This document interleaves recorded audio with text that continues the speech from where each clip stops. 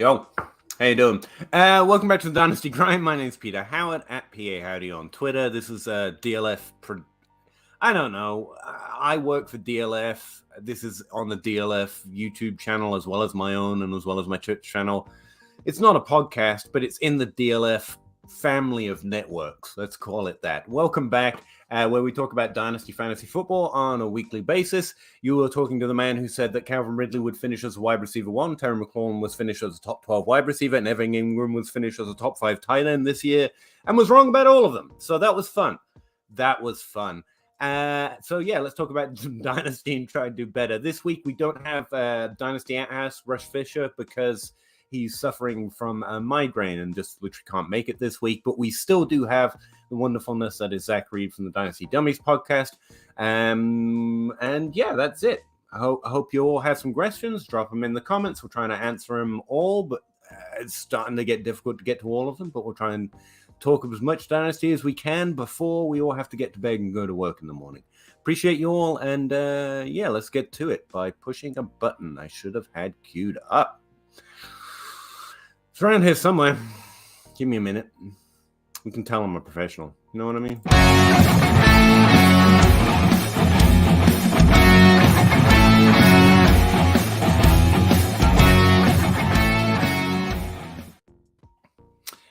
How you doing, Zach? I am fantastic tonight, Peter. How are you? Pretty good. We got background music on StreamYard now, so we're playing around with that. That is why I always have my own soundtrack going in my head. I know you know that because it's always it's always parodies. Like I'm hearing music and I'm writing new parodies all the time in my head. So it'll be nice to take the night off. Let StreamYard do the background music. You know, take it easy for the night. That's cool. Yeah, I thought I did pretty well this year, and I actually did in projections and a lot of the stuff I expected that. But when I was reading back through my takes for the season, I did badly. I believe you're aware of that. It hurts to look back sometimes, Zach. It hurts to look back. I did laugh a little bit about that. You did better. The show that we did in the preseason, that was the Crossroads episode. I think we were a little better. We kind of kept each other in check. We hit Debo. We hit Cooper Kupp. Like that was better.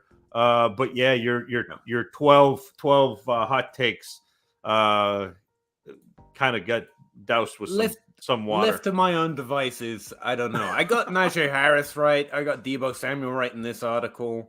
I will still stand Juju Smith-Schuster. Get off my back. And you know what? Clyde Edwards-Helaire got to the playoffs. Everyone's happy for the rest of the Chiefs. Why can't we be happy with Clyde Edwards-Helaire? Marcus Brown, I got almost exactly right. No, exactly right. Yeah, that's about it. Yeah, off the 12. I was actually looking at the extra takes, like the little side takes I got, and there's about 9 of them, and I hit about 7 or 8 of those. So I was actually better when I was barely putting any thought into it. So that's what I learned. Barely put any thought into it. Well, it's funny because that's a thing. Like Malcolm Gladwell did an entire book called Blink, where you are designed. It's the fight or flight, where you're designed to process things really quickly. And we get into this habit of overthinking stuff and really mucking it up. Literally my entire life. I tell you what, though, C. Griffin actually started this show off. I hope he stuck around for the answer because he posted this when we were not live yet. It's actually an interesting question. It made me pull him up in the comp sheet just to get, some stats to spit out. And what are you doing with Allen Robinson in Dynasty now? What do we do going forward? What we do in the offseason? If he's on your roster, what are you thinking? If he's on my roster, I'm probably holding because I don't think anybody is particularly interested in giving me what I think that I will need to part with him because of that 150 target ceiling. I mean, you've seen him do that 4 or 5 times. I don't have the stats pulled up, but 4 or 5 times in his career where he's gone 150 targets. I know this past year he was 4. So I know this past year he wasn't great, and I know the year before that it was a little bit down. But I think this past year he did not want to be in Chicago, and Chicago didn't look like it wanted to be in Chicago as a team. And so perhaps a change of scenery, at the very least, a change of scenery is going to get you a better price to sell him for. Now, Griffin or C. Griffin, if you're looking at acquiring Allen Robinson, I would kick the tires on him now, before free agency, before you have that bump where people are dreaming on the landing spot, because I think you can get him for fairly reasonably right now. I think, yeah, it's an interesting buying window if you can put him in a trade, but the way I'm going about it, because I love Team Old Guy and the fact people think players are no longer good if they haven't seen it recently, because it doesn't go anywhere. It's all about injury rates, if nothing else, is generally my philosophy. But with Allen Robinson, it feels like we always have an excuse since he left the Jacksonville Jaguars. And even, in fact, his last year with him, why it's the team's fault or the quarterback's fault. And I also believe that if we keep coming up with excuses, eventually, in terms of fantasy, it's not working out. And so when I put him in, of the top 10 comparisons to his stats at this point in his career, about 4 out of the 10 had another top 36 season after this point, after their 8th year. And that's Roddy White, Michael Crabtree, Pierre Garçon, and Julian Edelman. But everyone else who averaged similar stats to at this point in the career, and I think it's fair to say his average is slightly low because of what's happened in Chicago. So maybe you should be comfortable at slightly higher averages. But everyone else never produced another top 36 season. And it's not like they're bad players particularly, because Allen Robinson's got good average stats if he plays at least 6 games. And so it's like Alshon Jeffrey and Marcus Colson and Demaryius Thomas. And it's not so much the age curve, so much as I feel like I just keep making excuses. So it becomes a question of value. He's not a great target for me, but you're right. No one wants him right now, so you can probably get him for your roster without specifically targeting him. But if he's on my roster, I'm also, if he's a missing part of a trade to get me a player that I'm actually targeting, I'm willing to let him go at this point. Is that a good way? Yeah, absolutely, absolutely. And I feel like again, you talk league dependent and that sort of thing. If your league is still, if your league is one of those leagues that is still sitting on name cachet, yeah, if you've got Allen Robinson, you can add him to a trade, and someone says, "Oh, I'm getting Allen Robinson," fantastic. But again, I think that the time to trade him will be once he lands on a team. He still maintained more value than I expected. I mean, in the latest, the January DLF ADP, he was wide receiver 31. This is a guy who had a 400-yard season last year, and he's still maintaining that wide receiver 31. So, again, I think if you're going to trade 31. For him, if you're going to trade for him, if you have like a mid second and you think you can sneak him from mid second because someone thinks they're a lot smarter than you are and can draft a player in the mid second that's going to be better than Allen Robinson, hell yeah, I'd throw a mid second at him if I've got him on my team, I'm probably holding unless I see something closer to a first. And I don't think anybody's giving you that. That's fair.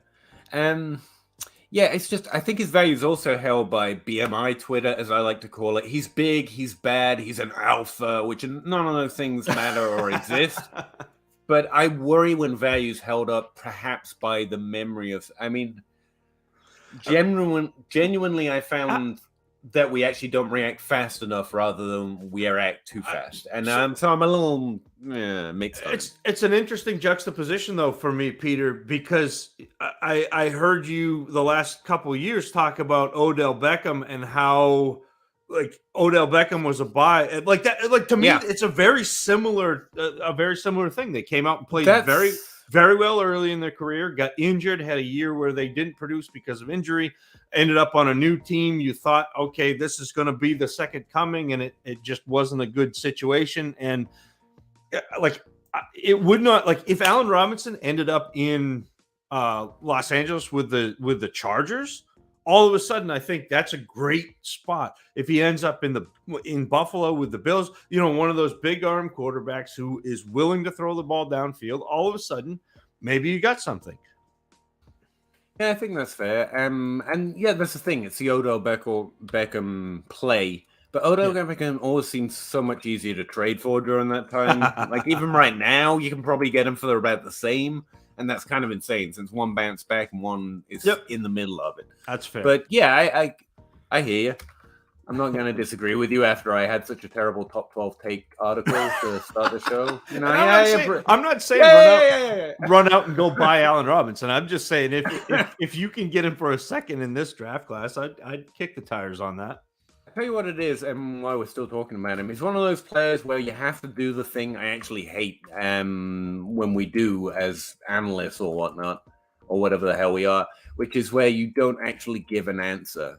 If you know what I mean, because it's like I can't put an exact value on him. You've got to find a good trade, and it's very dependent on a lot of stuff. It's what your roster is, it's what they're willing to do, what else is in the trade. I definitely probably wouldn't trade him straight up, if you know what I mean. So I'm trying to write a complicated formula because I was interested in doing something while live, and that's a bad idea. So I'm just going to stop it. But yeah, Allen Robinson is difficult, but those are some of our thoughts. Hopefully they're somewhat helpful. I can't give you an exact because it's one of those situations to me where it takes a little bit longer. I wanted to pull up Philip just because he said something nice, and I need that in my life. So that's cool. Thank you, Philip. Joe Herbert, which way to the crisps? Good question. Up from my direction. I hope that's the same for you, and that helps. 2022 rookie prospects, are you discussing them? Yeah, sure. We'll discuss any of them that you want. Zach is actually doing a Hootenanny podcast showdown on his podcast where they're going through rank by rank, so he's up to date. I've just about got through most of the running backs I want to get through, and I've done wide receiver. So I'll tell you what, which prospect, do you have one that stands out to you in the 2022 class where you think they're going to be a value or underrated? The second round pick everyone wants to find. I don't know if he'll be a second round pick, but I think George Pickens is going to be a value in this class. I think so too, actually. Because you're seeing, obviously you got Burks at the top of the class. I've been seeing a couple of those other Ohio State guys like Olave and Wilson up at the top of the class. And I really think that the range of outcomes for Pickens is big. Like there's a chance that he is absolutely nothing. Riley Bymaster asked me the other day, he's like, what do you see the realistic ranges for Pickens? And I was like, well, on the low end, he's like 70% of Marvin Jones, which is not something that you're really excited about. I said, but on the high end, he's got potential to be AJ Green, which is kind of exciting. He's got that potential to be out on the outside and be very good. And so he's probably my value guy right now. In terms of wide receivers, if you're looking at running backs, it's going to be small school guys. And all of that kind of depends on where they land. It's going to be somebody like Sincere McCormick or the next David Johnson kind of, well, and they're players that you can get for next to nothing. So somebody like Sincere McCormick, somebody like Rashad White, Pierre Strong out of South Dakota. I think Rashad White is not going to go as highly as people expect him to. And is he expected to get draft capital? That's yes. By the fantasy football community, he is. I've seen a lot of people very high on his skill, but the NFL talk that I've seen does not have him rated as highly. And so that'll be it's interesting you said that because sorry, I didn't mean to interrupt you. No, you're all good. No, it's one of the things I just went back through them as re-ranking running backs. Now I've gone through 30. I need to re-rank, so I had them ranked based on the 9 that I'd looked at. And I kept moving down Rashad White and Sincere McCormick, who I like a lot. But I was looking at him, was like, that's not draft capital. I mean, doing well, like, we're not looking for the same things. And so they're specifically 2 that ended up getting pushed down from like tier 2 with Spiller all the way down to tier 4. I was just like, it's not it, I like them, but we need to know where they have to go, so they have to have lower expectation. And it's interesting that you say that, because I did that while being a moron. So,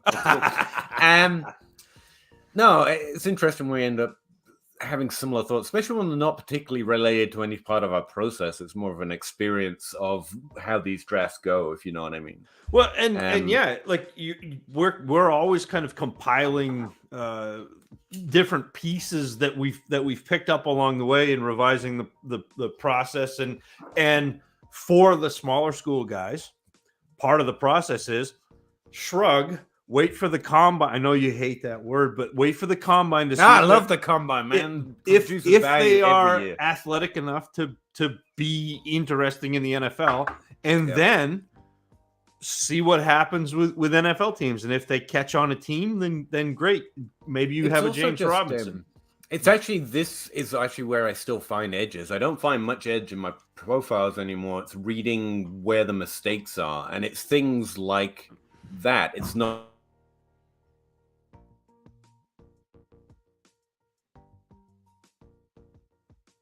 Peter, you froze. I think Peter is completely frozen. So I'll keep rolling on rookies here a minute, Scott, for you. And another player that I think, and we spoke about him, and I don't know if you were privy to this or if it was before the show, but another player that I think is going to end up being better for fantasy and potentially better in the NFL than people are thinking right now is Brian Robinson out of Alabama. And a lot of the reason why people in fantasy football are knocking Brian Robinson down right now is because he is older. I think he'll be 23 when he comes into the league, but he is a very good power back with a little bit extra.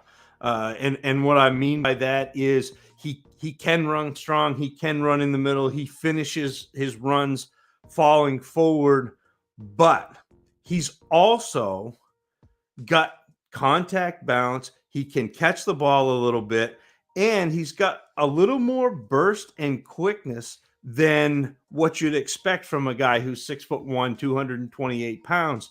And what he does really well is he's not fast. So when he gets going laterally, when he gets going up the line of scrimmage, he's not going to beat you to the edge. But what he does is he gets defenders to over pursue and then cuts back against their pursuit into a hole, and is very good at doing that. And so Brian Robinson is a player. He's my number 5 back right now, and I've only watched 15 or so running backs, so I still got some more meat on the bone. I've still got 5 or 6 guys that I want to get a look at, including Peter's binky, Tyler Beatty, who was a 50 reception guy this past year, had a big rushing year as well as the receptions, but is small, compact. So once you get out of the top,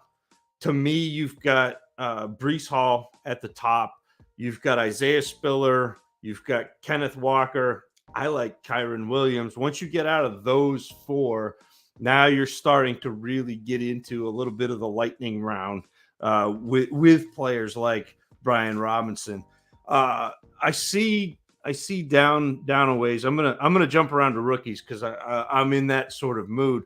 I see Philip asking about Tyler Algier from BYU, and I'm a little further down on Tyler Algier than a lot of people that I've talked to.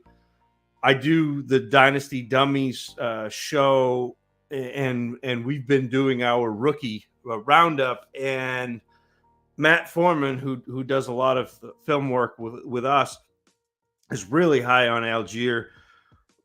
My take on him is he has much more initial speed and burst than you think he's going to. He's 5'11", 220, but he gets to the line of scrimmage very quickly. He's a good runner inside, especially, and has very good vision inside when holes open up, he is quick to identify them and get through them. He cuts very well to avoid tackles, and I don't think he's afraid to get outside. Like he's an inside runner with the ability to get outside, and he's actually got very good deceptive long speed, but he needs that initial hole to get open. He's not a player who's going to change directions and then add speed. He is a build-up speed guy, so if he has a hole and can run downhill, he's very fast. He has good long speed. I don't think he's a natural in the passing game, though, for me, in spite of having 28 receptions this past year. He fights the ball a little bit. He doesn't hold blocks very well, which, again, we're nitpicking at this point if we're talking about blocking, especially with fantasy football. But he gets straight up, and when you do that, you tend to lose leverage. You tend to lose blocks. In fact, one of the plays that people point to with Tyler Algier as being one of the big plays was a play that he actually missed the block that created the interception that he then went and chased down the cornerback, forced a fumble, and got the ball back for BYU. But, it got lost that initially it was he missed the block that caused the quarterback to get pressured and throw the interception. I don't think he. Hey, is there anyone still here?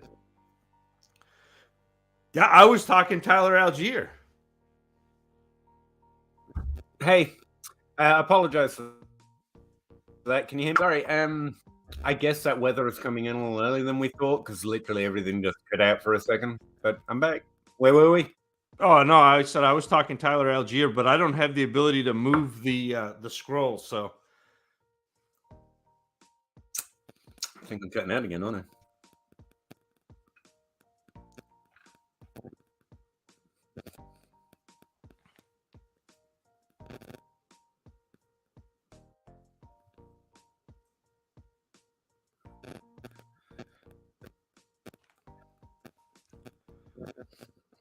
Peter, you still there?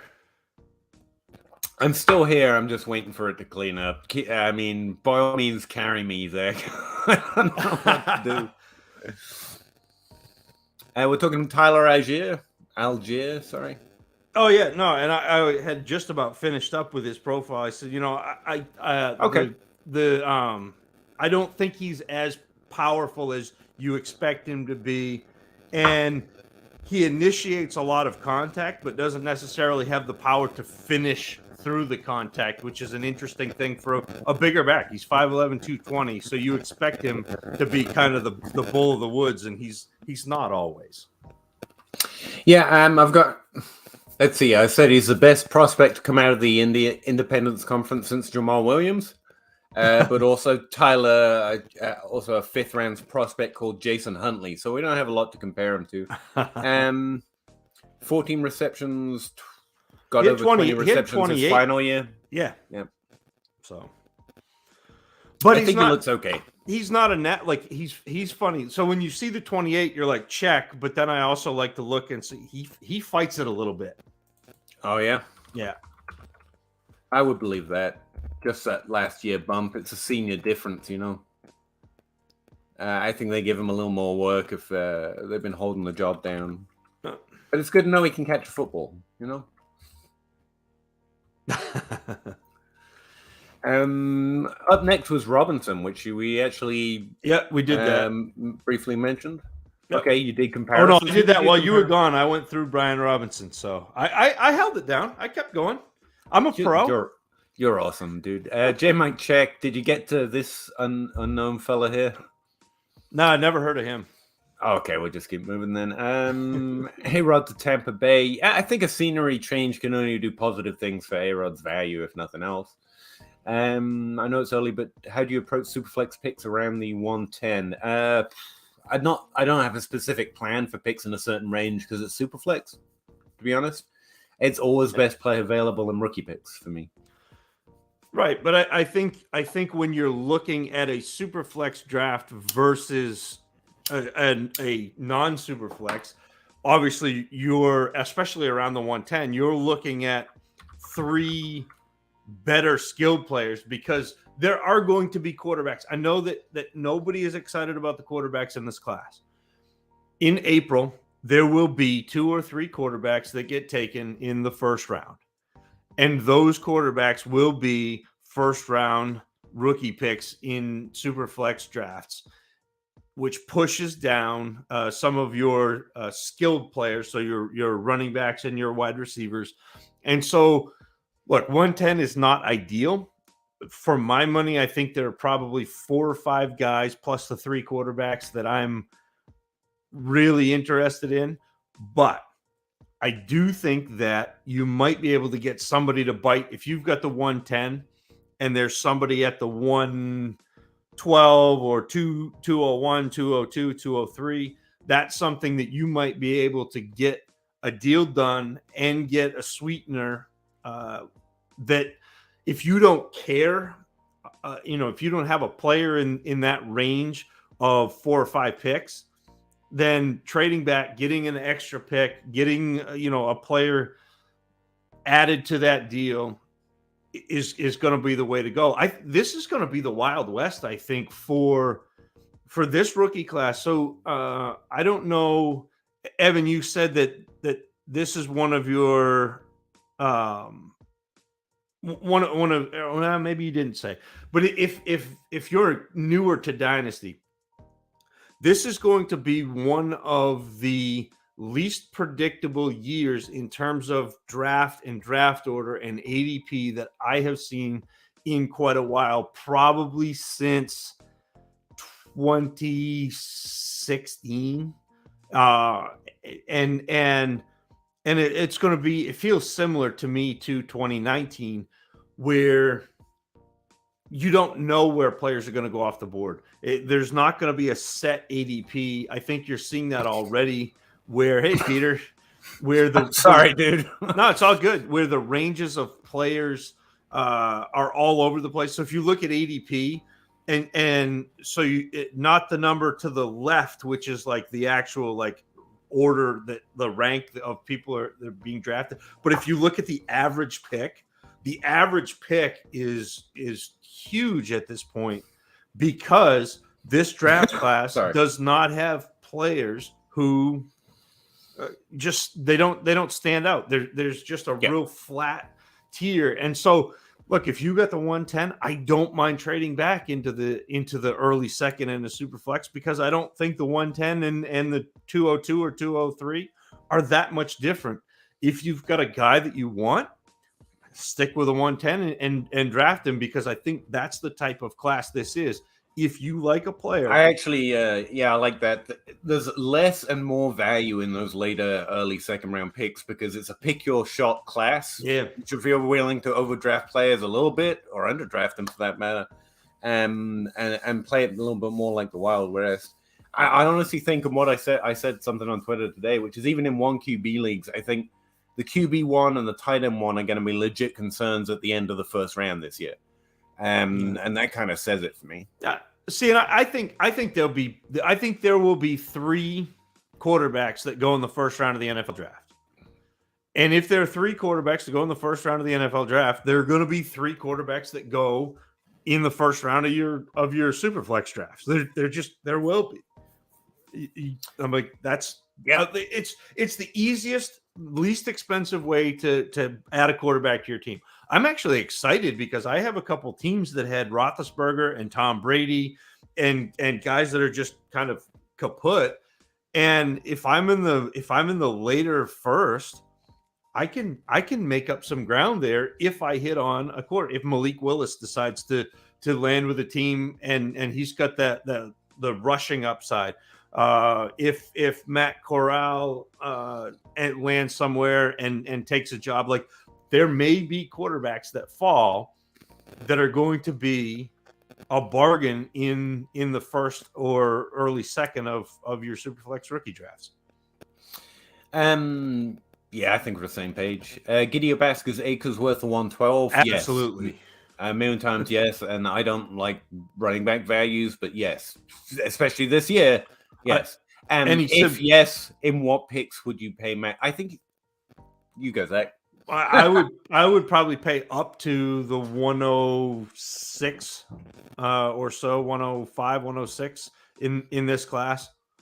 Yeah, I would easily say the 103. So it's 103, maybe, even if it's one QB. Yeah. And honestly, if you're just asking how many picks, I think in general, Akers should be worth 2 first-round picks. I would advise not buying running backs right now, but if you're getting them for a single first, yeah, it's easy value. And if he's on your roster, I would try and trade him for, like Zach said, a very high first-round pick this year, or multiple picks and get into 2023. As well as having a pick this year. Joe Herbert, Packers won't move A-Rod to an NFC team. It would not be smart of them, I guess. Depends how much choice he gives them, I guess. Doesn't he run that organization now? I don't know. Evan, also really liked your recent pod ranking the rookie wide receivers. Thanks very much. Cool to see someone not over the moon about Dotson. Really like the rankings overall. Yeah, I've got to break into Dotson a little bit more, but he just seemed like he did okay. He did good. And that's what I mean about this class and what I mean by a bad class. It's not there are worse players. I think there are high-level players, and like they usually are in every class. But and the way Zach said it is it's like a prairie and you're picking between shrubs. And the way I think of it is more like a forest in that all the trees are similar sizes. It's harder to know which one's going to stand above the rest. In most draft classes, you have a pretty good even distribution and some really high notes and some low notes. In this one, there's a lot of they could be great, they could be terrible. It's harder to separate out the ones that clearly distinguish themselves. That doesn't mean they all did badly. It just means it's harder to separate them out from my process. And yeah, Dotson's one-on-ones at 4s. He didn't do badly. He didn't do great. Has no majorly high notes. Comes from a pretty high drafted conference. So I would love to know if you've actually watched Dotson yet. Yes, I have. I haven't written him up, but I have watched him, and he currently is probably a lot lower for me than most people have him ranked. I wanted to like him. Like he looks like he should be the type of player that I gravitate toward. He's that Penn State. You think he's going to be that like slot receiver that drives a ton of targets. He's got really good cuts inside of his routes. Like he's very sharp at his breaks. He's good at finding holes in zones on the edges, especially also in the middle. He's got very good sideline awareness. He's one of the few receivers. He and Jamison Williams are two that I specifically noted. But he's one of the few wide receivers in this class that you can see working on getting 2 feet down on the sideline, which you don't have to do in college. Like, so there's no reason to be working on it other than you're trying to be an NFL player and you're getting used to getting 2 feet down on the sideline. I also think he's pretty good at making plays in traffic. The big problem to me with Jahan Dotson is if you've seen one of his catches, you've seen at least 2 of his catches because he double catches so often. And what I mean by that is instead of catching the ball cleanly, he catches and then recatches. And that not only does it take a little extra time, but it also gives a window for a corner to come in, knock the ball out, tip it away. And some of those habits it's hard to get out of. And it is. Yeah. It's one of those. It's just muscle memory. It's hard. And he struggled against press coverage a lot. And to me, if you're going to move him outside, if the new brand in the NFL is we're going to take a number 1 wide receiver and we're going to move him inside and outside, depending on the matchup, depending on what we can do. He struggles against press. So if you put him outside in a matchup with a corner that can get up and jam him, he doesn't create separation. And I think against man in general, he doesn't create a lot of separation. And for a guy 5'11", 184, you're almost needing him to create separation, from a defender on the field instead of vertical separation. So Drake London is going to be a player who separates vertically. Like he doesn't separate at all from his defender, but he can go up and use his body and go get it. Dotson does that a lot, but he's 5'11", 184. So it's going to be a struggle. And so I wanted transferring to that skill set is going to be more of a challenge. Yeah, I wanted to like Dotson way more than I did. See, what worries me is he's the kind of player where if someone like you or someone that's got a good eye for that stuff says, well, there's special elements to his game, I'm more likely to go, okay, well, all right, I'll believe this. But if he's already not specifically separate in college, and then he's going to go to the NFL and trying to use this skill set, I know he didn't do badly. He was a very good college player, especially relative to this class. It's just, yeah. I think that's same page. Picking of James Williams, I honestly think if an NFL team, and I kind of expect them to take a shot on Williams with decent draft capital, I think Williams is going to go over Pickens. So I don't think we'll have to make that choice. From what I know of Williams, he's good. And he's coming from a great conference. It's just that where you don't have enough of it's hard to compare him to other players. That's where I'm at. I have Pickens graded over Jameson Williams and Olave, but you will not have to pick him over Jameson Williams and Olave. I mean, that's when Peter asked earlier who I think is going to be the value of this year's class. So, and I don't want to color you because I don't think that Pickens is either of these players, but the two players that I identified in the last couple of classes, I guess it would be not last year because I was probably wrong on Rondale Moore by quite a shot, but the players in the 2020 and the 2019 classes that I identified as players that you were going to be able to get at the end of the first or the early second were Justin Jefferson and AJ Brown. Now Pickens is not that talent, but he is a player who I think is going to be better than where fantasy football sees him right now. And so I think you're going to get a deal on Pickens.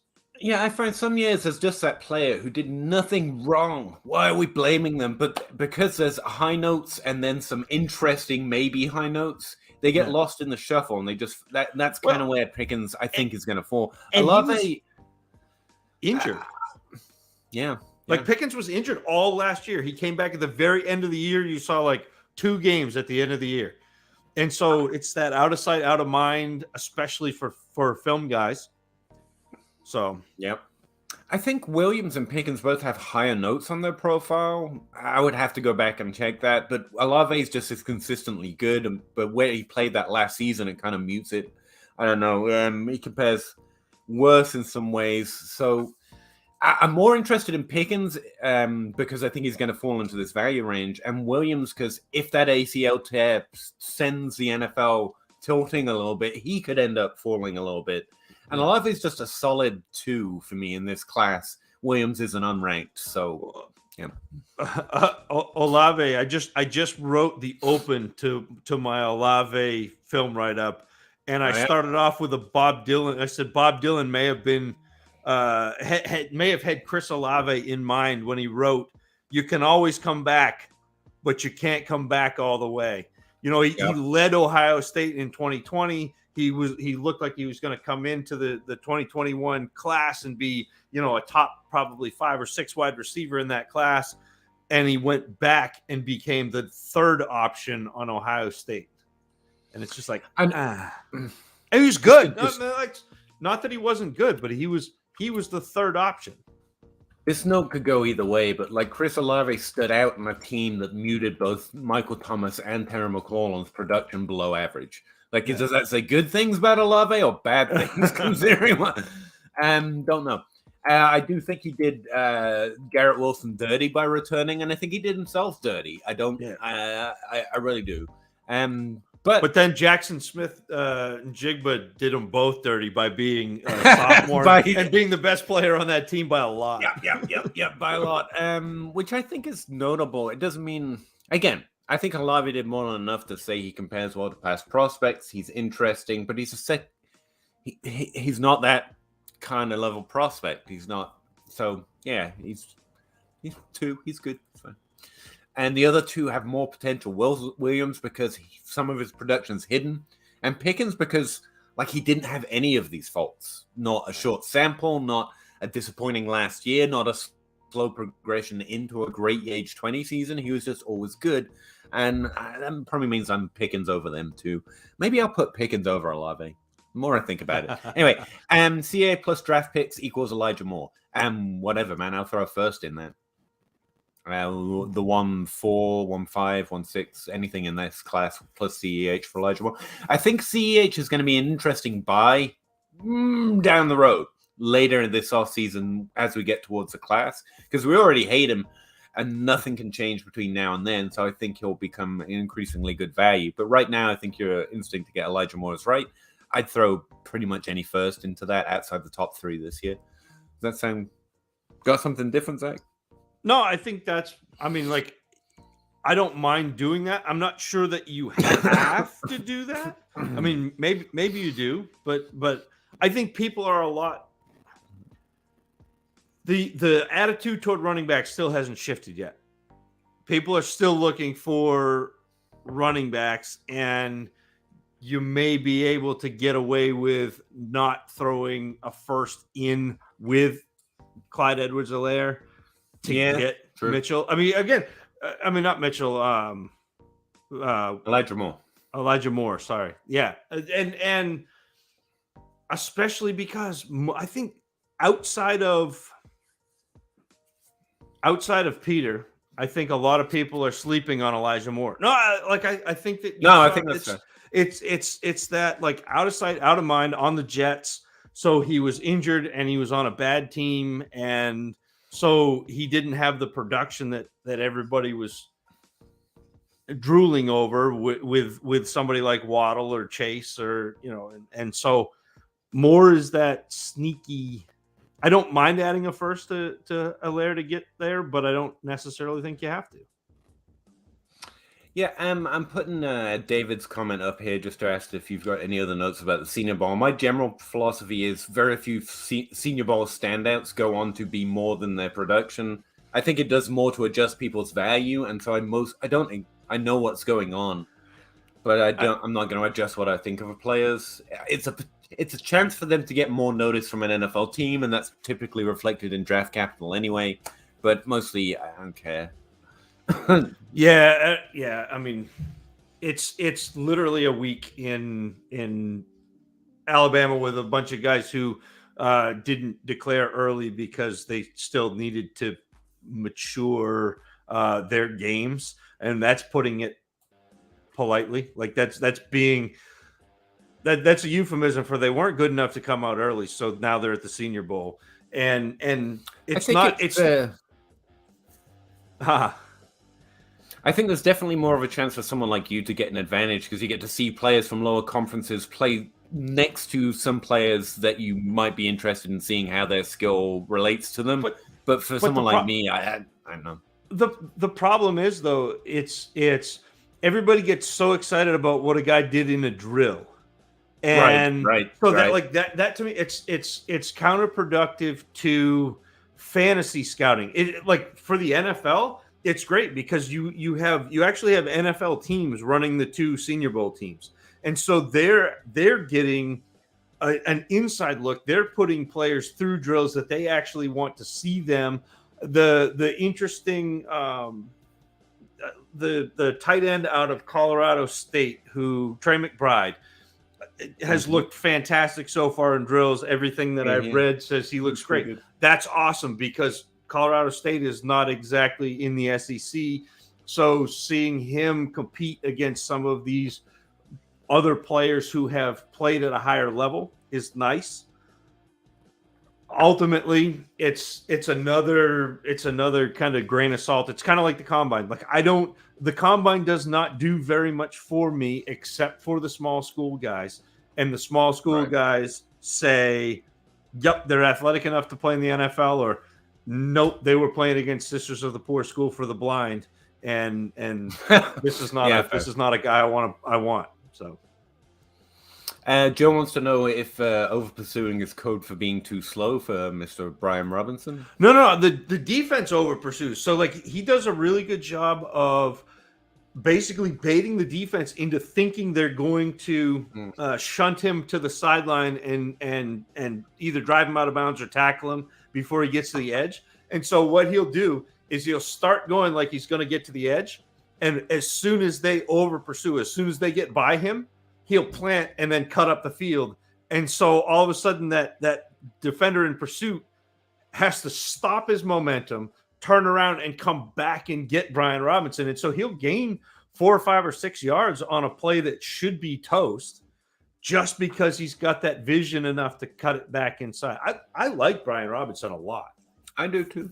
Mike regrets trading Elijah Moore for what turned out to be the 108. I feel you. I traded Elijah Moore on a team I was trying to win for. I actually got pretty decent return and then traded that return when I figured out I wasn't going to win. But I still regret not having Elijah Moore.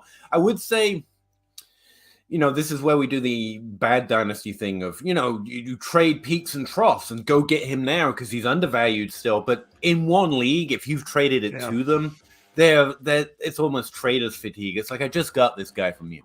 I want to trade him back to you. And so in my experience, I've tried it several ways.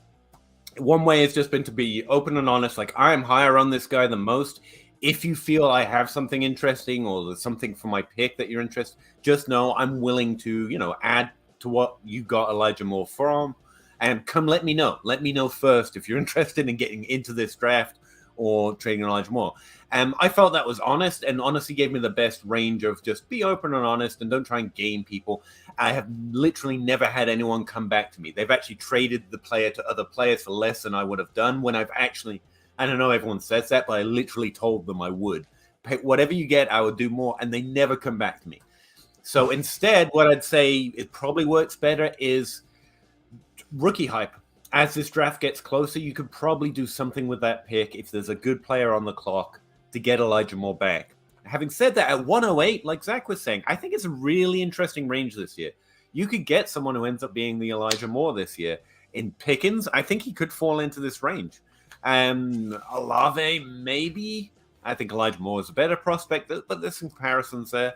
And depending on where these players land and where they're getting drafted, in this class, it's not so terrible to have a 108 to find another Elijah Moore. But yeah, I definitely I sympathize with the Elijah Moore regrets. I think Trey McBride that Zach's already mentioned, I have only glanced, but he's the only one who really, that guy might be interesting. I am hearing, and I haven't watched tight ends yet, that is going to be a show in 2 weeks where we lump tight ends and quarterbacks in, but I am hearing that this is a fairly deep tight end class. Really? The problem with watching film on tight ends is the biggest indicator that a tight end is going to be successful is that he's athletic. And so like, yeah. Like I don't like that's not something that I can tell necessarily on film. And the best person I've ever been around to identify tight ends was Kyle, where he had the cheat sheet and he plugged in all of these different numbers and it spit out, an athleticism metric, and it was Kittle. It was Andrews. It was Gesicki. I'm like, that's what it did was look for athleticism, and that's something that matters with that position. You can use a similar process to wide receivers. You're looking for yards per team per pass attempt, and but with tight ends, you're looking for their heights or their last year, because too many of Jimmy Graham. They play 1 year after being a basketball player. Did you know he did that, by the way? And then heard that. And then are just off the charts athletic. And honestly, at some point, 3rd and 4th round draft capital is just fine, or George Kittle draft capital is just fine. So yeah, it's the one area where I'm like, yeah, I need to know the combine. Yeah, it's fine. Outside of that, how tall are they? This is where these dumb questions actually have use. They're no longer dumb. That's actually something that matters. So over 6'3", over 6'4", and 250 pounds and athletic. That's what you need. So unfortunately, we don't know that yet. But Trey McBride's production by itself stood out a little bit.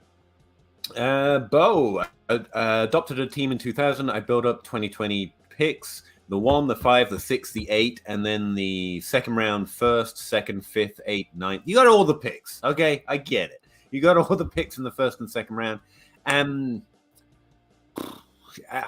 You need to work some of that into 2023. And that's not just because this class is bad. It's harder to read, so there are more easy misses. But in general, especially because you're building or you've built up so much capital, you don't want to spend it all at once. You don't want to Cleveland Browns where someone acquires all these picks, you spend them, and then it works or it doesn't, or it's mediocre. You want to keep that value train rolling anyway. Now, where we're in the draft season for 2022, it's a little too late to say trade into 2023, but you are looking for good trades at decent value to shift some of that away. So you don't have to, it's like, you don't want to spend all the money in your bank account in one go. You want to keep some in the balance and so push them forward. But it sounds like you've done a good job of making trades to get them, at least. I don't even know if you were asking me about that. You were just telling me, and I appreciate the brag, I guess. TaylorMade, thoughts on Devonta Smith? I actually think he's more interesting buy than Elijah Moore, because Zach is right, but I think there's a strong contingent like me, and they're probably in your leagues too, that are all about Elijah Moore. And if they have Elijah Moore on their roster, so he might be more difficult to trade for. Everyone hates Devonta Smith as far as I can figure. I think he's more generally, despite being ranked, I think pretty similarly. I'm not going to pull it up because I might crash my damn internet again. But I think he might be similarly ranked to Elijah Moore. But he's got less. 16 for Smith and 19 for Moore in the latest DLF. Seems similar-ish, if you know what I mean. Yep. And I think there's less of a truther camp on Twitter or in your league to make it hard to trade for. Like, it's easier to let go of the skinny guy, maybe. I don't know. Than the short guy. So I think it's really interesting. I would value him exactly the same as Elijah Moore. If you can get Elijah Moore, try and send that trade for Devonta Smith. That's where I'm at for him. Giddy up. Lamb plus 2 seconds for Higgins and Akers.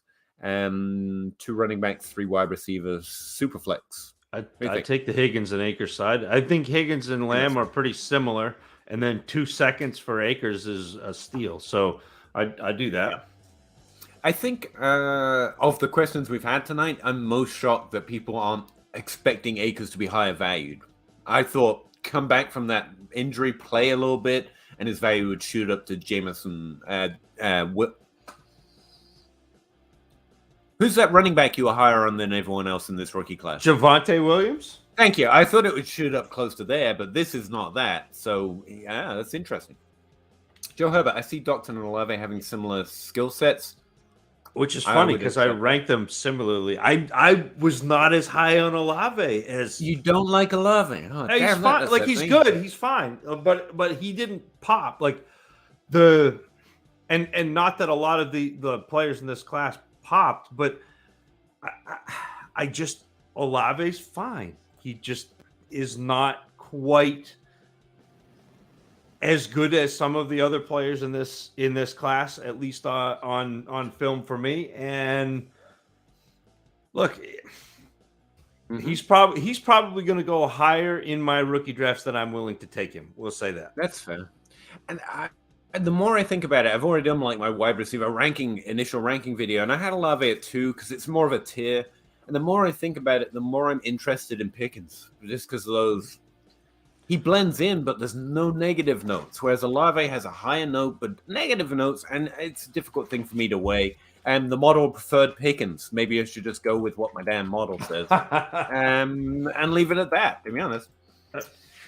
Yeah, I mean, like I'm at Burks, Pickens, Wilson, Bell, and London moved into my top 5.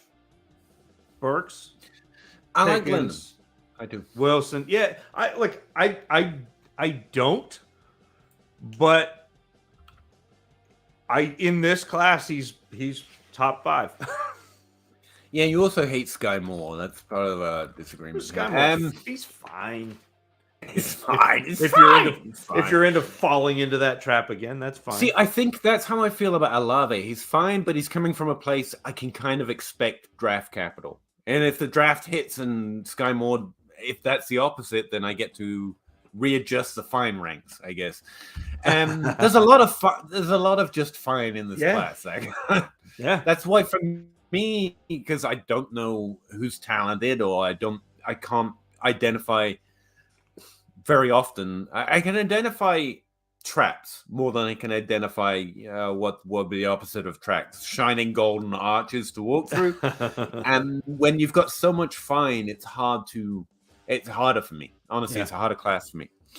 Bo, thanks for following that up. He's thinking of trading Akers for the 104 and the 2023 first. I think that based on what I'm hearing, that's great. And honestly, yeah, I would do that, especially if you're trying to acquire more value. It's this time of year, trading Akers for those picks would be great. I cannibalized the wide receiver position this year with top 10 picks in the top 20. Thoughts? I mean, if you're going to go after a position, it's not running back in this class.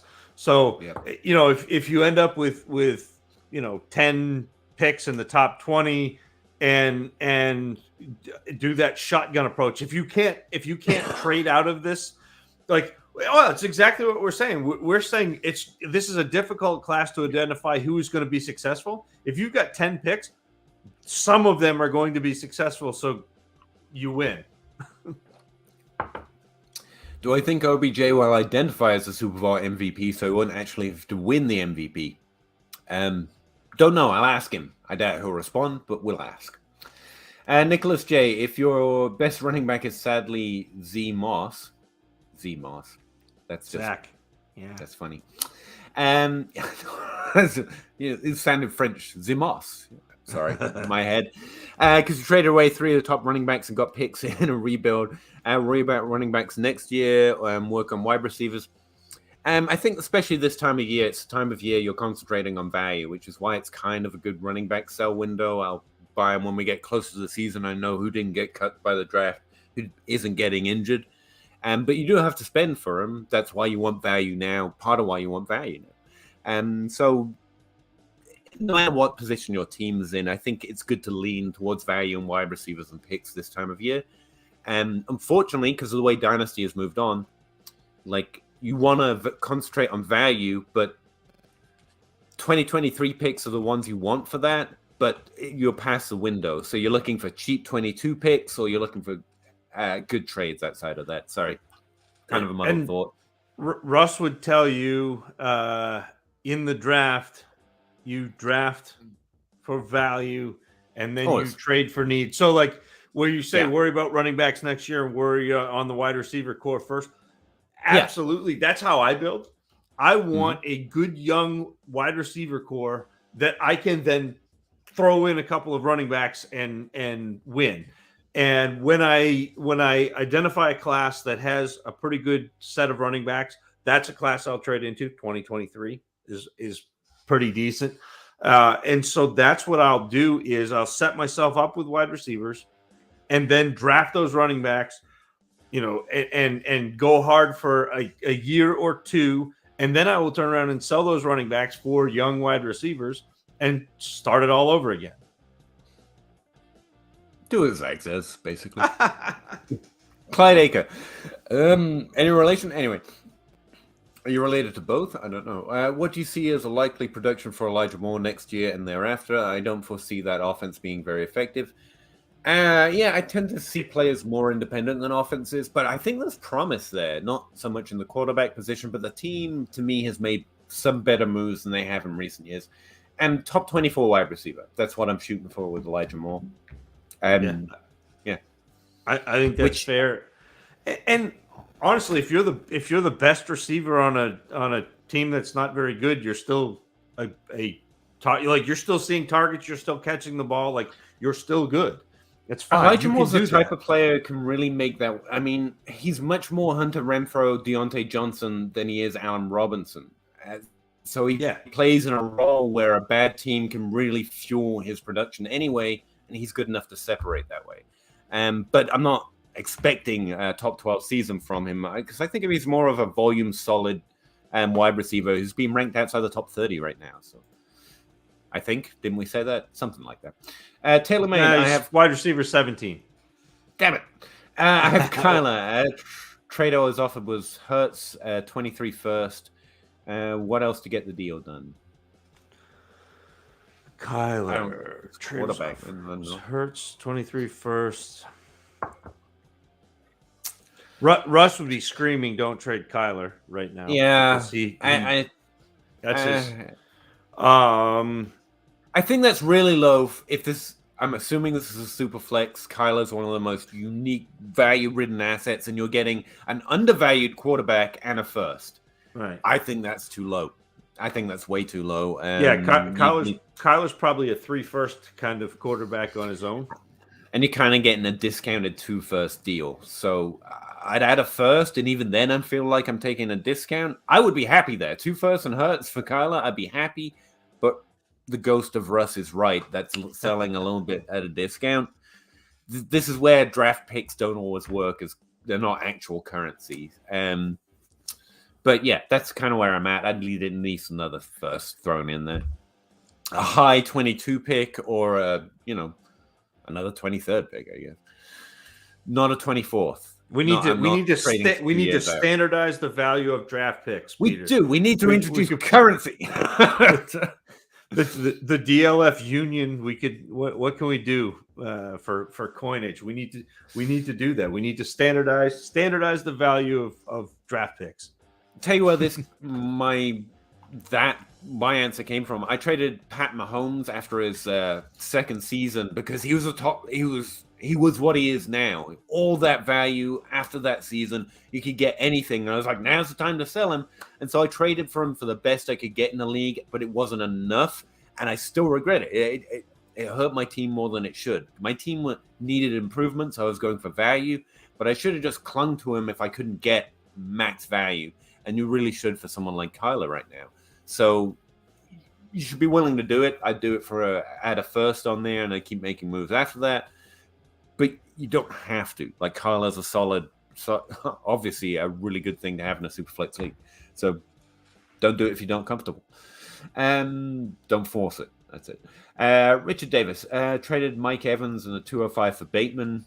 109 in a 10-team Superflex. I think the fact you got the first thrown in there makes this okay. Yeah, I like that a lot.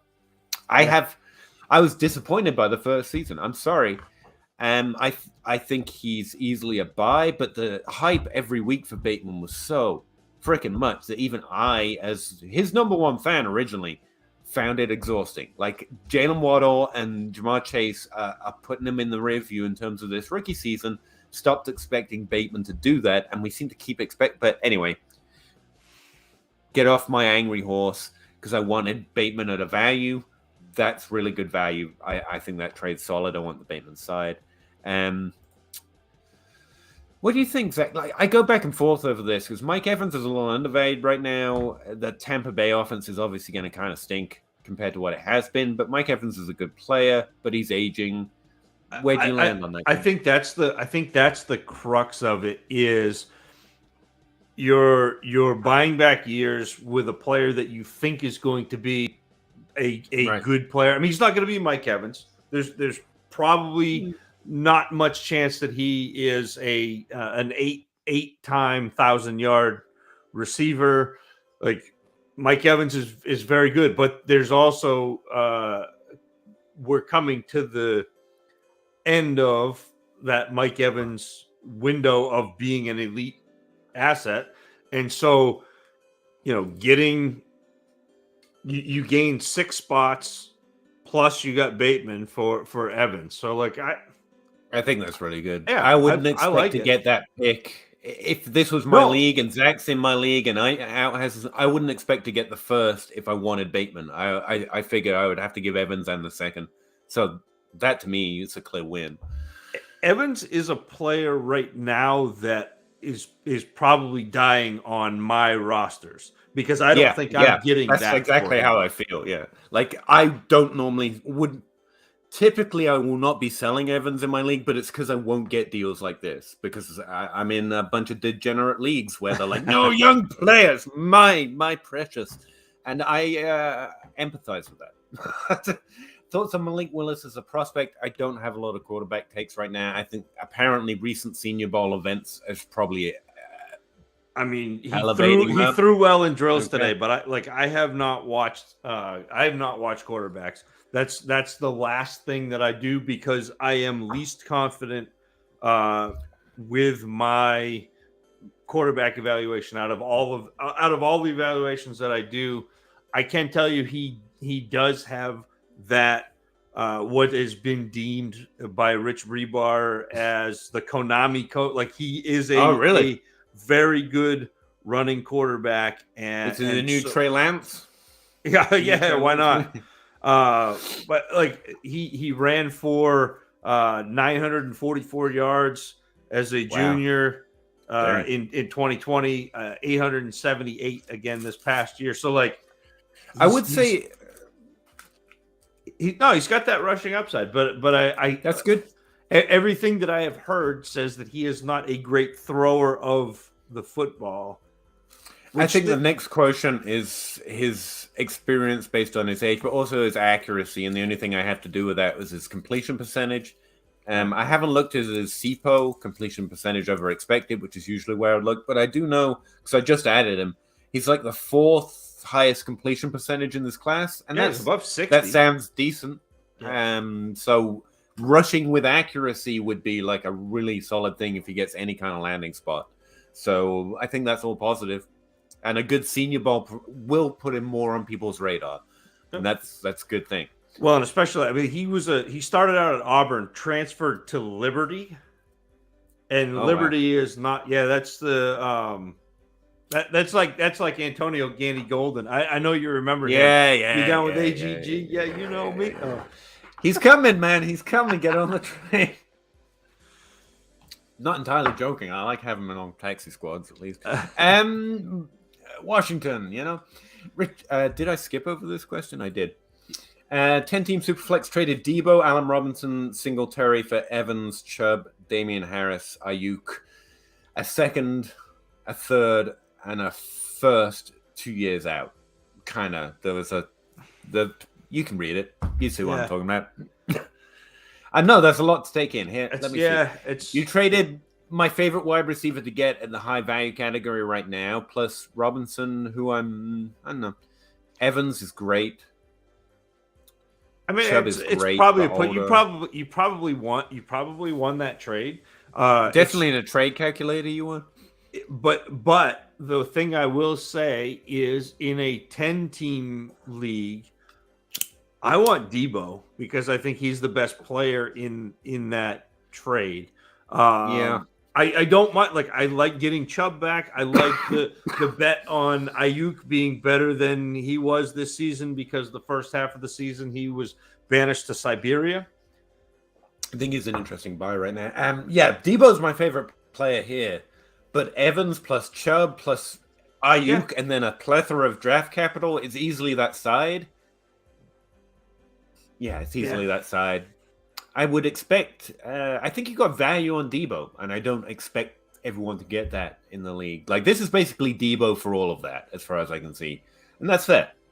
I don't expect many people to get that, or maybe Allen Robinson's a little higher valued for some people than me. Offered Damien Harris a 2, a 3 next year for ETN. Guy is hesitant. What else would you? I'm not surprised he's hesitant. For a 10-team Superflex. I know you're already trading a package. Anything you add almost just makes it too much. So which other running back do you have that you can replace Harris with, or a 2022 first instead of these 2 picks? I might switch it up to that. Pivot and go try to get somebody like Michael Carter. Because I don't think that he's got as much cachet, but I also think that the Jets are probably not replacing him next year, and he's got pass catching upside in an offense that ought to be throwing the ball fairly close to the line of scrimmage, like something like that. I don't like going to get ETN right now. ETN, his value is only going to go higher. And that's what I was going to say. He's one of the few running backs I'd like, but if you can't get him for seconds and a player. Yeah. Then it's hard. You assume the risk at that point. Like, you want him for this price. If the guy is not willing to do it, he's right. And unfortunately, he's right. You're not being able to take advantage of this likely upswing, which is fine. So you just move on to the next prospect. I mean, if it's a matter of switching Harris out for someone else on your roster, cool. I would do that. But I think you're right at where I want to be to go get ETN right now, so it's hard to know what to add. Sorry, I was just staring at Zach in wonder. TaylorMade, I have Carla. Would you trade him for Devonta Smith? See, or the Hurts side have to add something. I'd still need a kick. I'd still need a first on that. I would. Yeah. Because Kyler I love Murray, Devonta Smith, but he could easily not. And if he doesn't pan out, that means Hurts probably didn't pan out either. And so then you're SOL. Like Kyler is a top 5 quarterback, period. And he is in perpetuity. He's a top 5 quarterback for as far as you can see right now, which is a lot less than what most people who play Dynasty will tell you that they can see. But he's still a top 5 quarterback, and as well as Hurts did, as exciting as Hurts is, as much as I like Hurts, there is still some risk inherent in taking a quarterback on a team who doesn't want to commit to him. I like these players, and so it's hard for me to say no, but I like them because they're meant to be devalued in your league. They are not being devalued here. I just realized that's the ultimate answer. And it's hard to explain if it's not self-evident. It probably is to you, to be clear, Taylor, but like the exponential difference between that top 5, legitimate scoring top 5 quarterback who is young and on a good team, and Patrick Mahomes, but without Patrick Mahomes' name cachet, and anyone else in a Superflex league is drastic. And if you're being asked to take a certain discount, you just don't have to. Just keep them. That's the way I'm going to explain it. Whether I use that word exponential correctly or not, I have no idea. Wyatt Johnson, I traded Jamar Chase and Kenyon Drake for the... I haven't read it yet, but you traded Jamar Chase, and I am not seeing enough numbers after this. So I'm a little worried. But even though Michael Thomas is in there, Peter? The 101 is good. That's a good, solid start. Even in this draft class, the 101 is a solid start. 2023 early first, good. And MT. Okay. I still want Chase in this one by quite a bit. But sorry, I'm being killed by Coke. Not the drink. Keeps going down the wrong way. Again, this is another one like 2 firsts that you... And I hate predicting where that first's going to be a year out from now. And the 101, that's solid. But you're being asked to pay up for MT in this. You're hoping... I love MT because he's discounted, and here he's not. Yeah, you're hoping one of those 3 assets becomes Jamar Chase when you already have Jamar Chase. Yes. And MT's been Jamar Chase in terms of overall production, but that's the thing. He's discounted now, and here he's kind of is, but he's kind of not. Don't get me wrong, I would be interested in this trade in some of my leagues because I want to get MT. I got draft capital. My team sucks. I can trade MT later. There's potential in it. It's not a you lost kind of a situation, but I just feel like, and this is a point I've made about Kyle Pitts, actually. It is true that it's hard to get the value for Jamar Chase, Justin Jefferson, and Kyle Pitts, and Kyler Murray and Patrick Mahomes. I feel you. And I've done it myself where I accepted good enough. And you can, and it's fine. You haven't killed your team. You could easily win or do well off that trade in the end. But I will say I've regretted it more often than I've been grateful that I've done it. There's no need to just take what you can get. There's a reason they're valued this highly. Having said that, I think this trade's solid. I don't care about Kenyon Drake. So, yeah, that's fine. And, yeah, you've got the early first. 2023 could turn into anything at some point. And I really do think MT is going to be fine, ultimately. So, yeah, it's solid. But it sucks to say trade one of those assets for solid, you know? Not sucks, but you know what I mean, Taylor. Wyatt, sorry. Richard Davis. Also, everyone hit the like button and subscribe. Thank you, because otherwise I would never say that, actually. That's a good point. Let's hit the like button and subscribe. Appreciate it. Tanner Morris, CD for Waddle and Deontay Johnson. Yes. Again, love CD there because I think people won't value him this highly. Like, I think Waddle is creeping, if not crept, into the top 12 in Dynasty. Deontay Johnson is in my top 12, even though he probably won't be in overall Dynasty ranks. CeeDee Lamb is 2. So for me, this is 2 top 12 wide receivers for 1, and I love it. Yeah, absolutely. Richard Davis, Pete, I always hear that you don't watch football too often. Just curious how you get values for players and how do you play Dynasty? Is it all stat-based projections? Okay, can I answer that question for you, Peter? Have you ever seen Robin Hood Men in Tights? And they send Blinken up to do the watch, and they're like, Blinken, what are you doing? He says, I'm guessing. I guess no one's coming. That's how Peter does prospects. Thank you. No, sorry. It's a fair question. The reason I'm into this is because I love sport. Like, I've always played sport, not football, to be clear, not your football.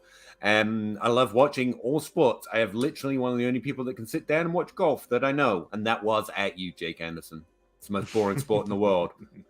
But no, I just do enjoy sports. The reason I go through stats and say I don't watch sports to get an idea of if one player is better than another or if one player is gonna, because I know when a player looks good just the same way anyone does when they watch, but I don't have any particular skill or I don't find an edge there. I'm not going to notice something Zach doesn't. I can just listen to Zach. To be honest, he's going to do better at it, and I trust what he says. And so if I want to improve and do better for myself, find something that not everyone else will notice, what I look for is just how well things compare to the past. And the way to do that, for me, and the way I enjoy is to compare what players have done and are doing, what players have done and have then went on to do in the past.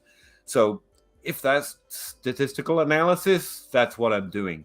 And it's just because that's what I enjoy. I enjoy research. I enjoy learning the stuff about statistics, and I enjoy sport. It's not that I don't watch football. It's just that's not how I look for an edge, look for an advantage, look to understand what to do in fantasy football. That's it. It's not that I don't watch.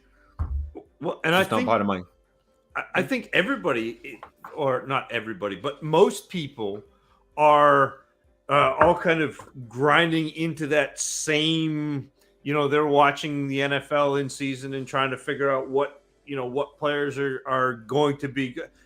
And for me, I'm very similar in the respect that in season, like I watch football for fun, but I'm not watching football with the same analytical eye that I'm watching rookies. Because in season, the edge that I've found that I can gain is against the people. It's the psychology in season that I can exploit because everybody does. And exactly what you said about me. I can listen to Sigmund Bloom and Matt Waldman and get way more out of their recaps of the week than if I for me putting in the time to sit there and do that. It's honestly a good point. I could say the same thing about stats as I just did about tape. I can just listen to Josh Hansmeyer and I can just listen to Ben Baldwin. Both of them get more out of numbers than I ever will. So part of the answer is just I enjoyed this part of the process. And it's not that you can't get benefit from both. And some people try and do all of it or one and then try the other. It's just how I enjoy fantasy football. To me, it makes more sense. I'm trying to play fantasy football. That's not actual football. I can work with fantasy football data to try and find an edge. And football just, I don't know. Honestly, is the ultimate answer. I've said it a variety of different ways for the other reasons. I don't know why I enjoy this part of the research more than the tape watching to be analytical with. I just do. And I think that's fine. To be honest with you, I'm just playing fantasy football, and that's what's enjoyable to me. I'm definitely don't think I'm doing the best at stats, so I just concentrate on stats. But I think I understand them, and I get a lot out of it, and I enjoy it. That's ultimately why. But yeah, sorry, I'm going on about this question, but it's a fair one, and I don't have a clear answer. That's why I'm going on. But those are as many thoughts as I can do fairly on a live stream, I guess, before I'm just talking about myself way too much. So hopefully that gives you something or get some of the answer that you may have been looking for. Also, thoughts on Ronald Jones Leonard for next season. The running backs. Do you want the 25-year-old unrestricted free agent running back or the 27-year-old unrestricted free agent running back? Because they're both their contracts are both up in Tampa. So If you want me just to guess as a fan, I'd be surprised if Fournette's still there last season. He's clearly went there because it's a strong team with Tom Brady. I think he's one of the players that came in because you're like, Tom Brady, oh yeah. He's done a lot in this league already. He's getting on in running back. He'll probably get a veteran contract somewhere he thinks is solid. Ronald Jones, I continue to be under the market. And like Zach said, we're well into his career. It's all about value. And this point in the season, they're not what you're... The running back position isn't what I'm caring about for value, just because there's too many risks. So they end up on the always be selling running backs list.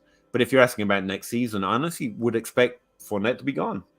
And they will add other players, clearly.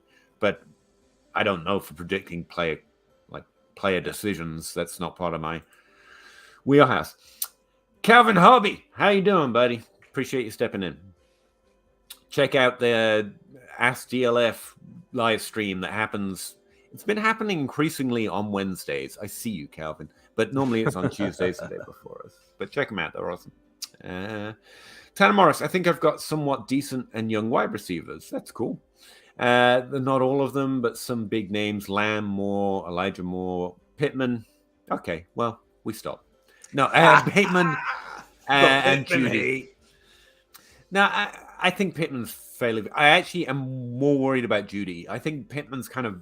There's noticeable concern in his ADP, but he's definitely got the upside from where he is. Judy, he's another player we just keep thinking is going to do what we expect him to do. He's been good in the NFL. There's clearly no problem with talent there, but it's like the Allen Robinson thing, but earlier in the career. Like, we keep making excuses and paying what he should be, paying what we should be worth, asterisks all around those terms. But at some point, I find more value in adjusting quicker than everyone else. And I think I take Judy's value right now. And I think that's a great point, Peter, and adjusting quickly off of players, because the community at large has gotten very fast at adjusting up, but not as quickly to mea culpa. And so that's actually a really good point, because it's something I know, but I have never emphasized. Like, I did that research for DLF where I found like 94% of players that drop by a round in ADP after the rookie season fail. There's no there's no fantasy relevance, even though their value continues to hold because they're young players who we had hoped for. But those who go up a round hit for a fantasy relevant season about 50% of the time. So that's actually a perfect description of that. We're adjusting up and down effectively, but we're adjusting so many players up, we're hitting far less than we should in the up category. I think that's a really good way of describing that. So I'm going to steal that, by the way. Tim Shady, 10-team Superflex, 101 or the 104 for CD. Both of them? Or it is and. That is a conjunction. CD Lamb, please. The 101 is a different kind of kettle of fish, even in this class. You've got a pretty good chance of hitting a good player and an okay chance of hitting a good player at the 104.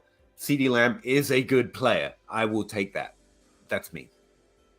In a super flex, I might take the picks, because you may end up with a quarterback and a decent player, which I would be excited about. I think a quarterback is worth more than CD Lamb.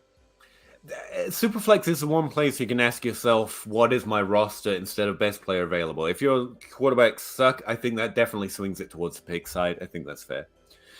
Not fair. That makes it sound like you're challenged. No, I think that's accurate. I think that's really that was a British way of saying, I think you're an idiot and I disagree, but that's fair.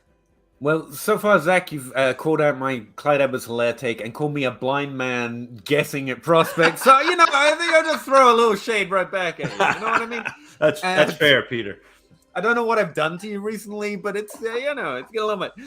Tanner Morris, also, is there anyone I should try to go get that's not in the list? That you don't have already. I think it's good on wide receivers, but sure. I can tell you players that I think are undervalued. We've mentioned a few tonight, like Ayuk, I think is, Javonte Smith, Elijah Moore you already have. I think Smith would be interesting. If you can get plus on Smith for Jerry Jeudy, I think that'd be really interesting. Outside of that, it's A.J. Brown, and I think you already said C.D. Lamb, so A.J. Brown. He's a little bit older, a little bit riskier, but I think the upside is a lot more solid with an AJ Brown, even than some of the players you've got on your list. And that's like, actually, yeah, AJ Brown or that level of ad, even a Michael Thomas at a lot less than that. There's a significantly high ceiling, or even over these great players that you have. I have Lamb and Moore as top 12 prospects, but them finishing in the top 5 or the top 12 is a lot less likely than an AJ Brown or a Michael Thomas or a Justin Jefferson or a Jamar Chase. And so what I'd say you're missing off there is the high notes. If anything, and you don't be desperately trading them away because you don't have the high notes. But of the undervalued players right now, I think Michael Thomas and AJ Brown stand out. I don't think anyone's undervaluing Diggs. Keenan Allen's a little too risky since your roster's solid at wide receiver. Yeah, and that's about it. Oh, Debo. No, Debo. Yeah, Debo. I'd throw in the AJ Brown category. Zach, I got AJ Brown, maybe Debo, and maybe Michael Thomas. You? I mean, you hit pretty much everybody. The only wide receiver that I end up adding to like you see the way you pretty much named all the wide receivers there. You're just throwing extra shit. No. You named all the ones that you should be adding. But the only other wide receiver that I've got on most of my teams that maybe it's not worth it because he's 28 going on 29 at this point. But Brandon Cooks is always undervalued and he's always a wide receiver too. And so he is a player that I am often working deals for because I don't have to actually pay anything to get him. Actually have him on that same list. It's the same reason with Allen and Cooper and Lockett, who are also on my list for, team old guy. Like, you already have like really great top 24 wide receivers who are younger. Right. And so I don't feel a need to. So, but yeah, I mean, honestly, Zach's right. Brandon Cooks is a good one because you might be able to get away with murder for getting Cooks. To be fair, like, hey man, you pay me, I'll take Brandon Cooks. That could honestly happen. Absolutely. Give me a second, I'll take him off your roster. He's the player that you pretend like you're going to make a deal for somebody else. And you say, just throw in Brandon Cooks and we'll get this done. And they're like, yeah, great. And you're like, I really wanted Brandon Cooks. Like Brandon Cooks was, that's like, good. That's good. It's like WandaVision. It was Brandon Cooks all along, that was. That's fair. Tim Shady, most people, by the way, guys, I've got to get Zach out of here before, soon, because I got to get next Wednesday, because I have been consistently keeping him way too late. He's doing this as a favor.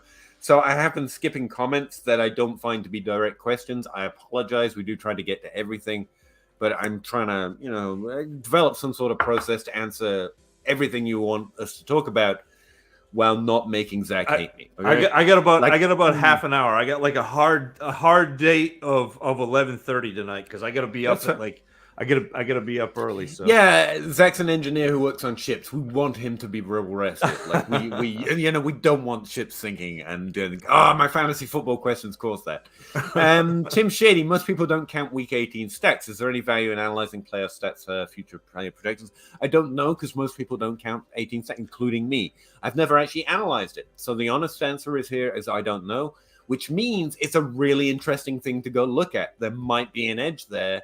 You've identified a really good question I and others might want an answer to. I'm just saying, Tim, if you want to, answer that for yourself, like I think everyone will be really happy. Having said that, the people I do know that look for that kind of thing are like Jacob Rickroad. He's mentioned a number of times he's noticed things in the playoffs when people stop watching that have then helped him out next season. So I think there's a really good reason to investigate it, but honestly, I don't know. I never looked. Zach, do you have? I don't have anything. I don't have anything analytical because I math enough at work that I don't math when I play fantasy football because that's fair. But I do think that there are advantages to be gleaned by paying attention to what happens in the playoffs because they're all island games. And that means everybody is watching, which means that when Brandon Ayuk goes off, all of a sudden Brandon Ayuk's value goes up. When Cam Akers comes back and everybody's talking about Cam Akers, his value goes up. So like that, there is something. Pat Mahomes is now not clutch. Absolutely, he's terrible. So all of a sudden maybe Josh Allen is the guy now. Like, right? I mean, he's finished back-to-back QB1 maybe we're over Mahomes. Like that's Good point. that's that Outside happens. of stats, ADP might show you something. So yeah. Interesting. Ultimately, we have no answer for you, but we're looking forward to finding out what you find out, Tim. But yeah, I think it's interesting. I think the pursuit of value sometimes causing dynasty owners to do more harm than help. Definitely. Add to their starting lineups. It can be done with blinders on. Yeah, especially since we get so much advice. And I really do try and be cautious and have so many caveats, which is also when my content's less good and people hate me and don't listen because, with so many buys and lows, like I just listed 4 players and you could probably hope to get 1. And the reason there's 4 is because that's as thin as I can make it. But you can only get 1. You've only got 1 first-round pick, I like to say. And there were too many trade suggestions. But it's because your league differs. And you have to look for what works best in your league. Because we're taking dart throws at the best possible target with the highest upside. And so we're kind of throwing out darts. Instead, and it sounds like specific advice. And I get it. I think, Joe, it's twofold also because a lot of analysts who talk about value play in a bunch of leagues. They're what we call portfolio players. So they're playing in 20, 25, 30, 35. And so,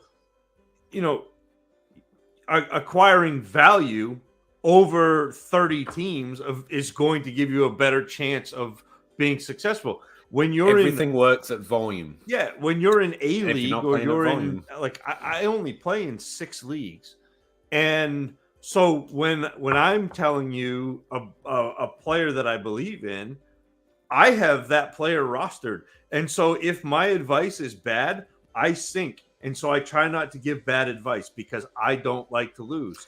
And I think that's honestly one of the best things I've done, cutting down to, I think I'm in 7. And it exactly what you're saying became so apparent to me, Joe. I was like, Jesus Christ, we're saying to do too many things. Yeah. Too many things. You need one. It becomes a scalpel rather than a chainsaw. Yep. And it's difficult. Honestly, it's more difficult. Maybe it's not more difficult, but I find it difficult because my process is at volume based. It's statistical based, which is always going to work better at volume. And so and that's why I say and have found like finding the traps has become easier and become a better way of playing well in a smaller number of leagues than highlighting the upsides. Every now and again, there's a good one. Like AJ Brown was a good one for a few weeks, and then he went off for 200 yards the minute he came back. But I think it's come back to there, which is why he's still on I think he's interesting in Dynasty right now. But you're right. You're absolutely right, Joe. Let's move on from Joe being right. El Mantia, I tried. 10-team Superflex TE battle. Schultz, Commit, and Henry. Shrug. It's not a start. I'd probably take Hunter Henry, but it's a shrug. I want Hunter Henry, but I want Commit as my upside player. He's going into a really interesting year. I would, if this is a keep trade cut situation, keep Henry, trade Schultz and cut Commit, I guess, and then pick him back up off the waiver wire. There you go. 14-team Superflex. I receive Pitts, give the 108, Baker, Terrence Marshall, Mike Gesicki. Do it. Do it. And I'm a Kyle Pitts hater, confirmed, but you should do that. What would be a good offer for Michael Carter in picks? Or which pick? That's a better question. Or what picks? I don't know. It's a running back, man. He's not on that list. He's running back. I don't know. But so he's currently going as the running back 24. So he's like right on the cusp of being outside. I think if you've got a couple of seconds in this class, you could throw him at Michael Carter, and people are looking at him being undersized on the Jets, being okay this year, but not great. And I do that.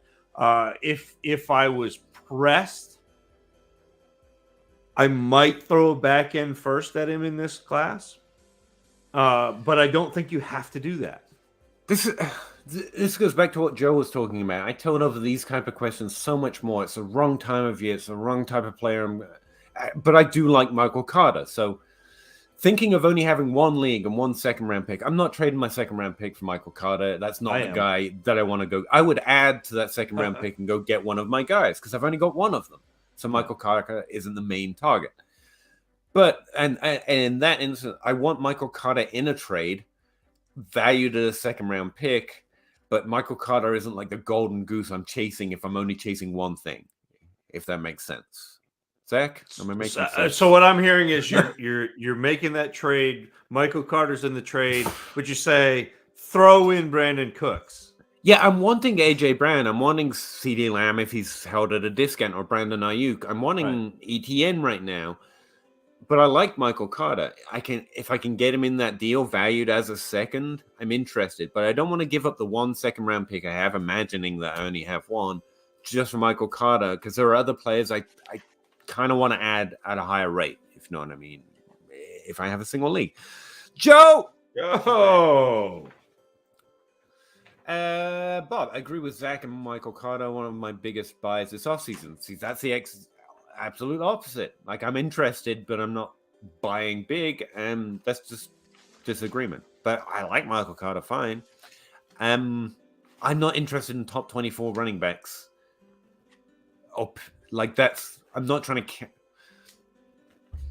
I think the upside's muted. I think he hits what I expect him to do, which is good, and it doesn't do much for my team unless I'm going to trade him again. And it's just.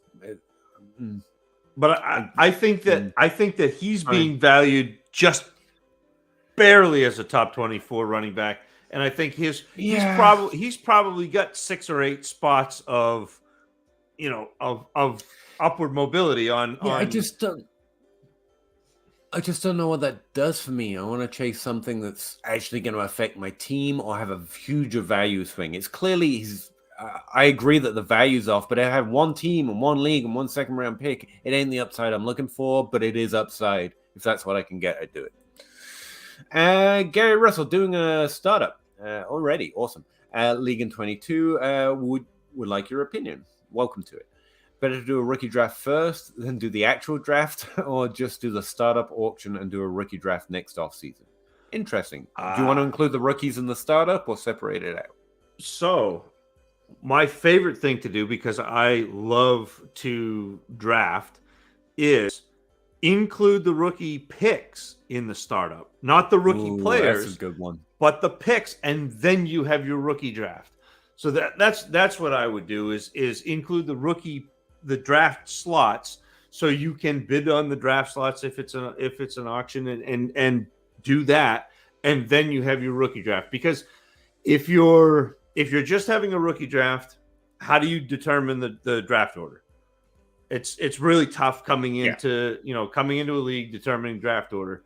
But if you have if you have the rookie picks in the draft or in the auction, in the startup, then you're making people make decisions about whether or not they want these picks. And then you're also having that fun of having your rookie draft. I think that's 101 of answers, so I'm not going to even add. Richard Davis. Team is Dak, Lawrence, Lance, Swift, Chubb, Sanders, Rojo, Harris, Lamb, Chase, Bateman, Ayuk, Pitts, Fairmouth. Solid. 1 first this year, 2 first next year, 3 first. So you're good. And what are we looking to acquire? AJ Brown. Like, my answers don't change. That is the one thing, like what Zach was saying. I might be wrong, and he's better than me, as he's continuously trying to point out. But I do try and follow the same thing. Like, what I'm doing is what I'm doing in my leagues. I don't have a great deal of difference. And what I'd say is you're solid all around the board. You're under no pressure. I think Chubb, Sanders, Rojo, Harris are interesting. Yeah, no, keep Najee Harris, actually. But every other running back is an interesting trade. That might be Damien Harris, though. Yeah, definitely a good trade, then. So I'm looking for upside and value, as always, at this time of year. You don't need it, but because you've got all these picks and all these young players, but you can continually search for other players. So I'm looking at my high tier. AJ Brown is one of the players in that tier. Devonta Smith, I would value over someone like Fairmouth. No, you're good. Yeah, there's no one on that roster I'd trade Devonta Smith for, and I'd probably call the picks. Yeah. Unfortunately, sometimes the answer is nothing. Did you say this is a super flex? This is not. It must be. He's got 3 quarterbacks. It's got to be a super flex. It's got to be. If this is a super flex, that's where you're working. That's the most important position and also where I think you're weakest. Lawrence is undervalued, so we got to hold him. Lance will slowly increase in value as we get towards the start of the season. So I would be thinking about that. I will, if I can get the bag for Lance at some point, I would take the bag. Yeah. How soon? And maybe it's when Jimmy G goes somewhere else. But how soon do you think, as a community, we're going to value and I'll use the Royal We because I don't think it's you and me, Peter, but value Trey Lance higher than Lamar Jackson because that's coming. It's going. I actually asked John Bosch recently because I'm really on this. I don't get it, and John Bosch is better at value than me, so I just ask whenever I have questions. And he expects him to be like in the top 12 by the time of the rookie draft. Like he's going to be there where you're saying pretty damn soon. Yeah. And I don't think Jimmy even needs to move before he gets there. It's just progression of the offseason. So that's something that I would be looking to do is move Lance and try to acquire Lamar Jackson. Depending on where your 2022 first is, if I can add Lance and a first and get into that top tier we're talking about. Yeah. And you can get a Herbert or a Kyler like that's what I'm trying to do because there is the upside of that with Lance. But if I can get that without the risks, that's literally the only thing I can think to do on your team.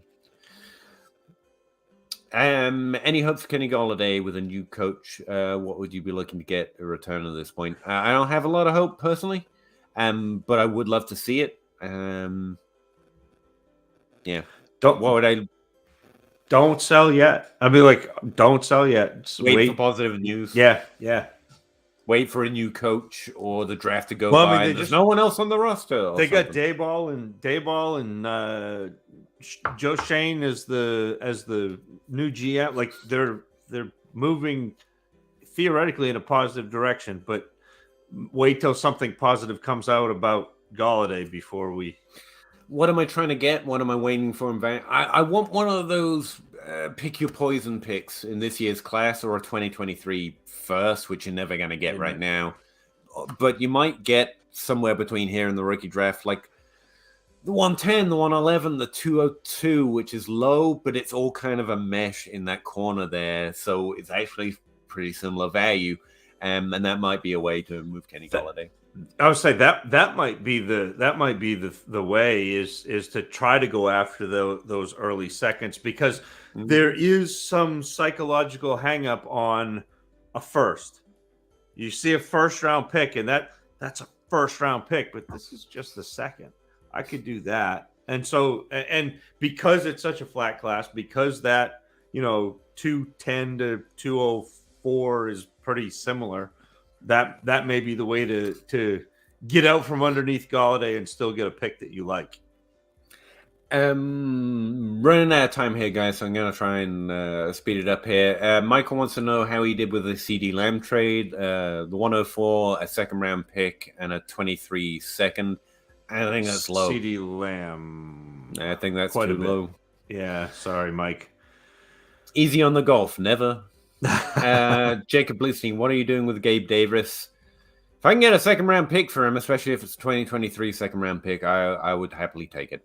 I would love to see that player work out, and there's so many good analysts who think there's a potential for it that I don't want to throw it, but it's a slim. I think he could end up being a great NFL player with fantasy fringe relevance. McCall Hardman, or Jacoby Myers. They're clearly good, got roles, good teams, fringe fantasy relevance. That's not saying anything about the level of the player, I'd turn that around and offer Davis with your second and try to get the first. You sell Gabe Davis the same way you sell Cam Akers. Yeah, actually, that's not a bad parallel. You get what their value is right now, then it's okay. Sell high or hold, because there's hope. There's a lot of hope there. Right now, based on the questions we've seen tonight, Joe, no one values Cam Akers, so that's interesting. Joe's always got the answer, so... Feverish which side? 102, Elijah Moore, AJ Dillon, or Lance? Yeah, this is what I'm talking about. I mean, the upside's there for Lance. I'm taking the 102 and Elijah Moore and Dillon because yeah, I am.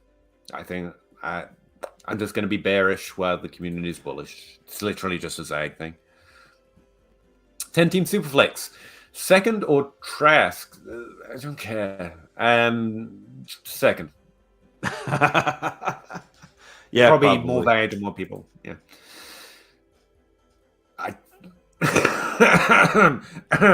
What? Superflex. All these picks, I can't. Can you distinguish that? Is that just a list of his picks? Must be 101, Okay. 303, 304, 305. Yeah, 310. Or no, it's an or.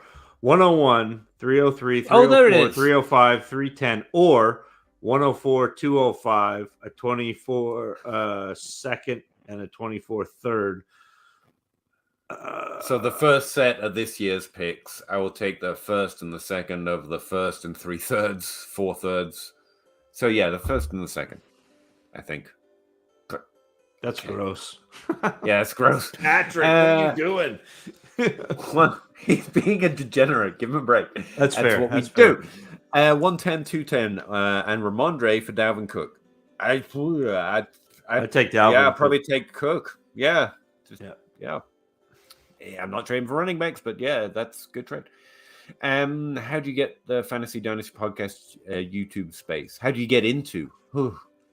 Okay, I gotta slow up because it seems like an honest question, and it's real easy, buddy. Just start doing it. That's it. Get microphones, get computers. Start asking people to come on their podcast. Start making one of your own. Absolutely. Tell you what, Richard.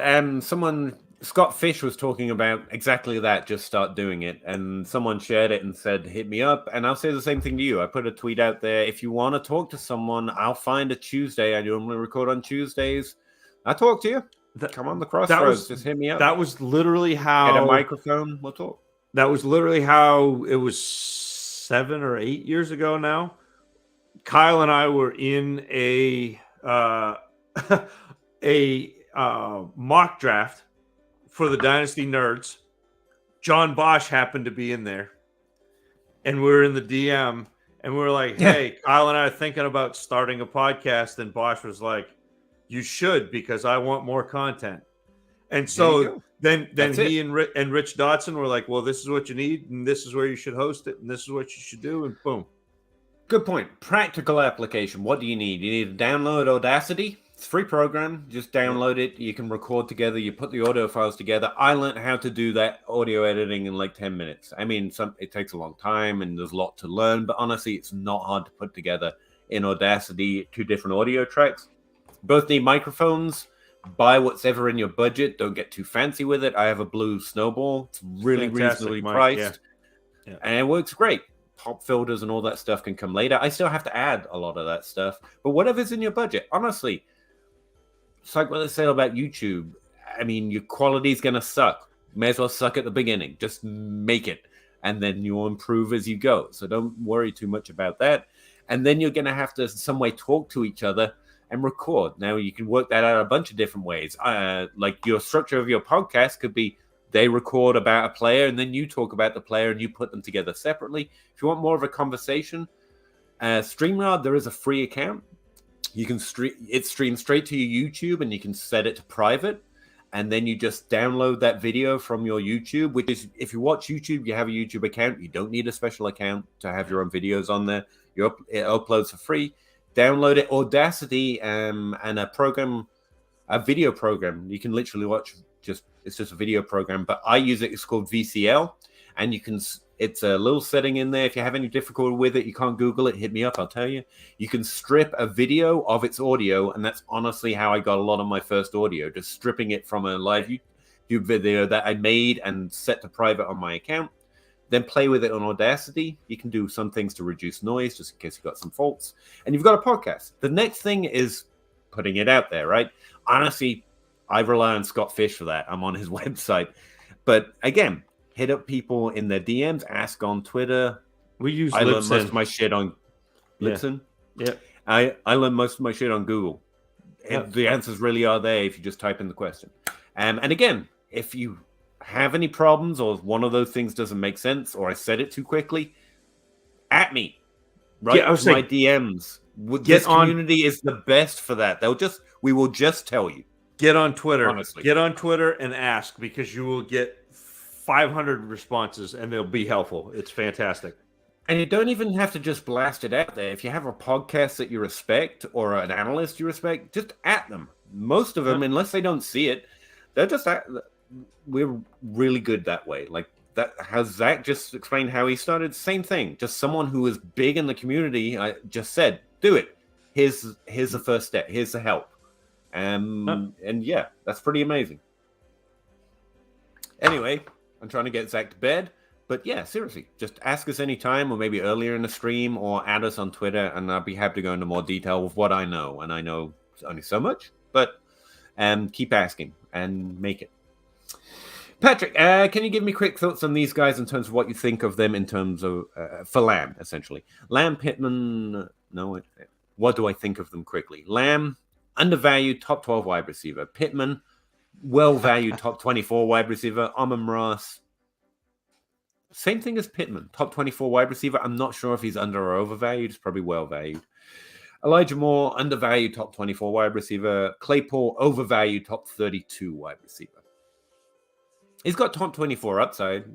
He's big, he's huge, he's capable in the NFL. But I think his thickness is keeping his value a little elevated, roughly. So who would you package with picks for DJ Moore? So Claypool, Pittman, Amon-Ra, St. Brown. Yeah, I put all three of those together and feel pretty okay.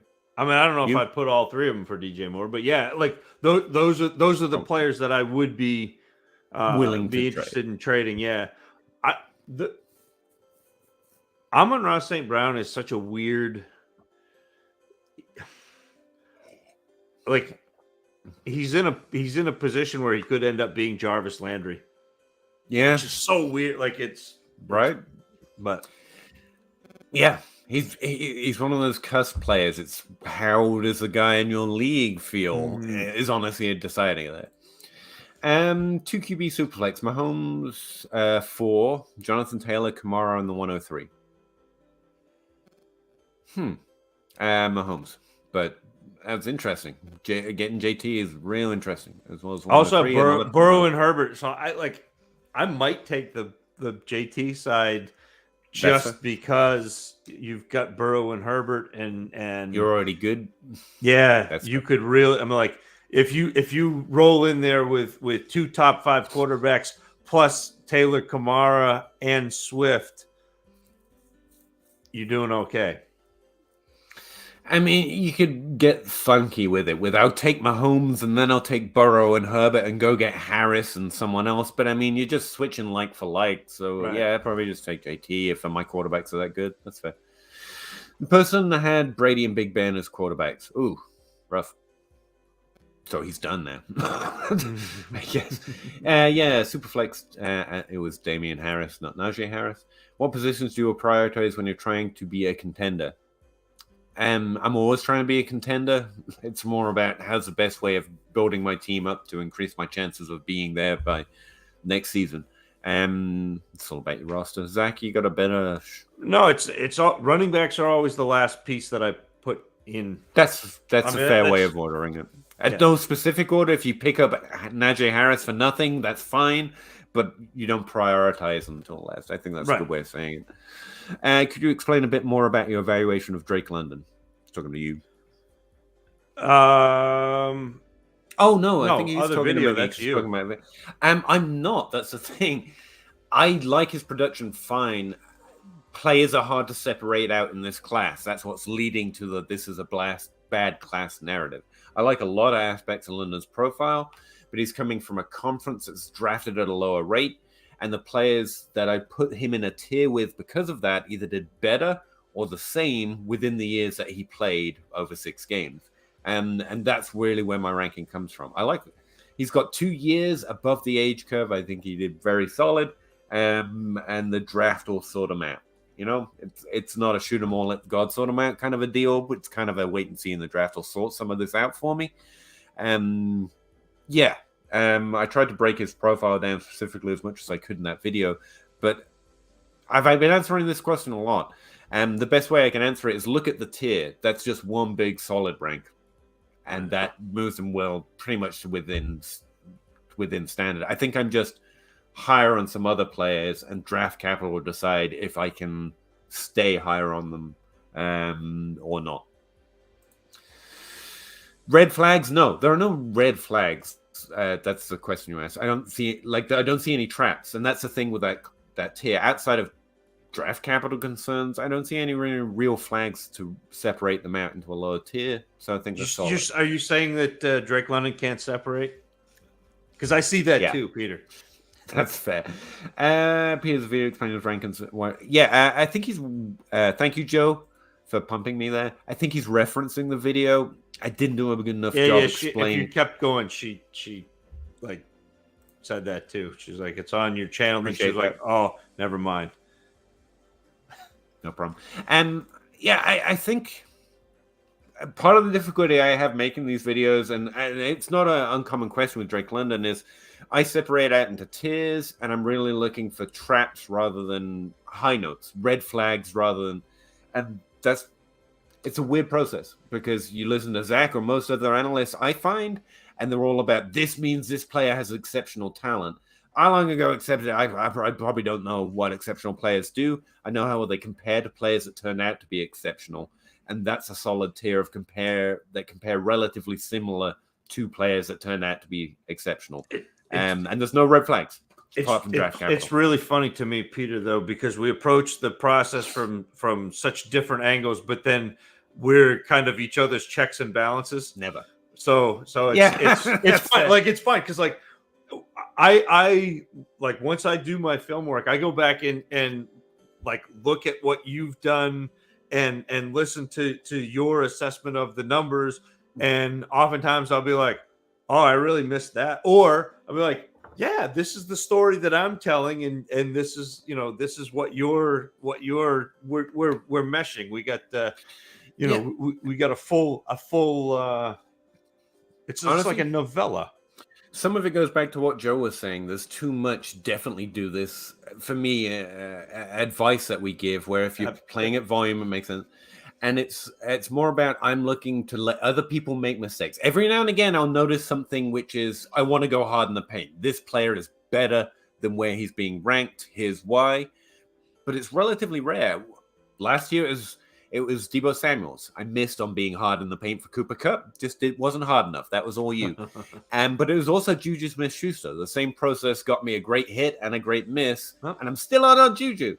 And that's the thing. Like, I think that's fine if you're keeping it to a relatively small sample. As long as you're hitting 50% or above, it's advantageous. And the rest of it, I'm happy to let other people make their mistakes. And I'm just trying my best not to make mistakes. And hopefully that small edge keeps me ahead, even not playing at volume. And it's a little weird. I know I can't stand on a hill and talk about how awesome I am and how awesome this player is, but also I fucking hate people who talk like that. So I'm good. Well, I don't hate them, but you know what I mean? It's not my speed. I know I'm not as good at most things as most people, and so I'm just trying to make the best decision I can without giving in to too many common mistakes, not by other people, but things that have happened in the past. If I'd known that, I would have known there was a lower chance of it happening again. Like, I'm really high on Darnell Mooney. When you compare his career path, like the comps, he's probably around about his ceiling. And I can't tell you that's because Darnell Mooney doesn't do this or that, or because his coach is terrible or not. But I do know, based on what he's done so far, hit at a much higher level than a lot of players expect, even though his production profile was good. And done this level of stats so far, like we've kind of seen what he is in the NFL, and he's probably where he's at. And so anyone valuing him over that because the chance his coach might improve or his quarterback might improve is probably leaning too far into the idea they can game the system, they can read more than they know. That's where I'm at. I could be wrong because I think he's a good player. That's why I'm using him as an example. I've been higher on him in the past. Now I think anyone over his current value expectation is probably hoping they know a little bit too much about the future. but it could easily happen. And now you got to stop talking. I think I've done as good justice explaining how my weird ass head works, but that's where I'm at. All right, a few more before I let Zach sleepy Bobo time. Minnesota Monster, between December 26th torn Achilles and ETN's return, what are you expecting from James Robinson next year? Next year, you know what I mean. Next 2 to 3 years. I like Robinson. I think he's a solid player. I think he's clearly shown he's going to step into the role whenever it's available. I think he's going to win that job because I know that about him. And ETN was a solid college player, but I haven't seen him be a solid NFL player. So that's where I will start. And he's valued lower than ETN. However, ETN's value is going to raise, as we talked about this. So dynasty-wise, it just makes sense to be in on ETN right now. But ultimately, I think James Robinson is at least a top 24 running back next year and could do it for 2 more years. And has top 12 upside. But it's Jacksonville, and it's rough. Only at value would I try that. I'm very concerned about. I don't know that we'll even see him next year, and then the year after that. Possibility. So now you're talking. You know, the 4th year, you're talking the contract year. You're talking perhaps ETN is taken to Minnesota Monsters' point though. In a startup, I'm probably not taking James Robinson, especially where he's going. He's going in like the 8th or 9th round, which seems high to me. Like I would much rather in a startup end up with Devin Singletary or Kareem Hunt or Alexander Madison because they're going to give me production this next year, and I can always buy back James Robinson low next year. I think he's a redraft pick in a dynasty world in startups, but he's an interesting. The league's already going because I think he's probably around a 2nd round pick. So he's not someone I'll draft in a startup in Dynasty because that's too heavily redraft influenced at that position for me. Right. But once we're dealing with rookie picks, I think there's potential value there. But you have reasonable concern, my dear sir. Luke Johnson, the Burks fall to me at one. I think Burks falls to me at 104 in Superflex rookie draft. Superflex, maybe. We'll root for you and light some candles. I don't know. You're hoping he will. You're hoping Willis shows out and gets drafted highly. You're hoping Corral shows out, gets drafted highly, and you're hoping somebody in your league likes running backs a lot. So there are 3 things that need to happen perfectly before Burks falls to you. Pretty much, you need a running back and at least 1 quarterback to draft capital, like 1st round, and then the landing. It could happen. It definitely could have happened. Right now, if I were to guess, no.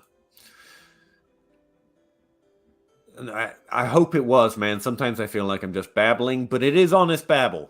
I'm talking, like I say, I'm trying to be as honest as I can, and that's the most I can promise.